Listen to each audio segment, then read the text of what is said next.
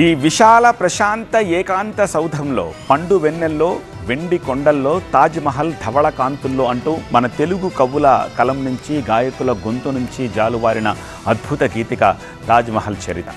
కానీ తాజ్మహల్పై గత చరిత్ర ఏం చెప్తుందో కానీ నేటి చరిత్ర మాత్రం చాలా చెప్తోంది. ఇంతకు తాజ్మహల్పై తాజ్ స్టోరీ చెబుతోన్న ఆ సరికొత్త కథ ఏమిటి?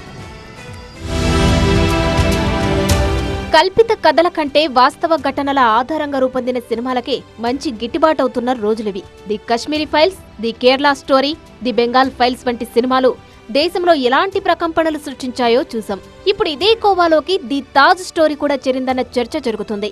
పోస్టర్ టు టీజర్ అంతా చర్చనీయాంశమే. పరేష్ రావల్ ప్రధాన పాత్రలో నటించిన చిత్రం ది తాజ్ స్టోరీ సోమవారం సినిమాకు సంబంధించిన మోషన్ పోస్టర్ రిలీజ్ అయింది. అప్పటి నుంచి మూవీపై పెద్ద ఎత్తున చర్చ జరుగుతుంది. పరేష్ రావల్ తాజ్ మహల్ పైన ఉన్న డోమ్ ఓపెన్ చేస్తే లోపల శివుడి విగ్రహం ఉన్నట్టుగా పోస్టర్ డిజైన్ ఉంది. అలాగే టీజర్ లోని కొన్ని డైలాగ్స్ కూడా చర్చనీయాంశంగా మారాయి. ఇప్పుడు ఇదే హీట్ పుట్టిస్తోంది. మనకు తెలిసిన తాజ్ మహల్ కథ ఒకటి, ఇప్పుడు మనకు వినిపిస్తున్న కథ ఒకటి. ప్రపంచంలోని 7 వింతల్లో ఒక వింత తాజ్ మహల్ అని తెలుసు. కానీ ఈ కట్టడం వెనుకున్న కథపై కొంతమంది పుస్తకాలు రచిస్తే, కొంతమంది డాక్యుమెంటరీలు చిత్రీకరించారు. ఇప్పుడు తుషార్ అమ్రీష్ గోయల్ లాంటి దర్శకులు సినిమాగా రూపొందించారు. 1980లోనే పురుషోత్తం నగేష్వోక్ అనే రచయిత రాసిన బుక్ లో తాజ్ మహల్ కాదని అది తేజ్ మహాలయ్ అని పేర్కొన్నారు. తర్వాత 2014లో తాజ్ మహల్లో శివాలయం ఉందంటూ కొంతమంది కోర్టుకు వెళ్లారు. ఇప్పుడు హిందూ సంఘాలు కూడా తాజ్ మహల్ పై పరిశోధనలు జరపాల్సిందేనని పట్టుబడుతున్నాయి. నేడు తాజ్ మహల్ గా చెప్పుకుంటున్నటువంటి కట్టడం ఒకనాటి తేజో మహాలయం, శివాలయం. చరిత్రలో అనేక ఆధారాలు ఉన్నాయి.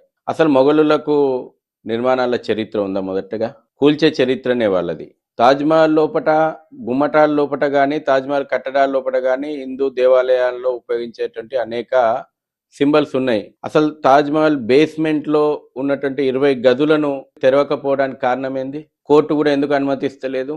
అనేక ప్రశ్నలకు ఇవాళ కాలం సమాధానం చెప్తుంది. అయితే ఆర్కియాలజీ సర్వే ఆఫ్ ఇండియా మాత్రం తాజ్ మహలేనని, అక్కడ ఎలాంటి హిందూ దేవుళ్ల ఆనవాళ్లు లేవని స్పష్టం చేసింది. కోర్టులు కూడా ఇదే అభిప్రాయం వ్యక్తం చేశాయి. ఇలా దశాబ్దానికో మారు తాజ్ మహల్ పై చర్చ జరుగుతూనే ఉంది. ఇప్పుడు ది తాజ్ స్టోరీతో మళ్లీ తాజ్ మహల్ పై దేశవ్యాప్తంగా డిస్కషన్ మొదలైంది.